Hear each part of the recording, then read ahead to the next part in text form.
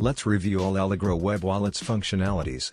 If you click on any wallet's address, a detailed information about it will appear.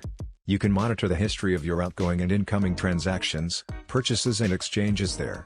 In the top right-hand corner there are your QR code, send and request coins buttons.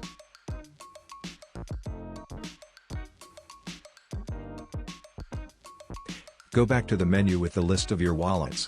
There you can find the same buttons, plus copy address button in the section Actions against each wallet address.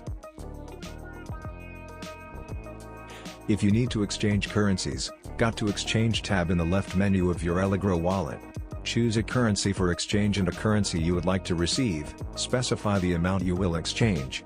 Go to Coin Requests tab to track the history of all your outgoing and incoming requests. Click on View Details button to see all the request details. Transactions tab comprises outgoing, incoming, purchases and exchanges sections. Click on View Details button to get all the exchange details.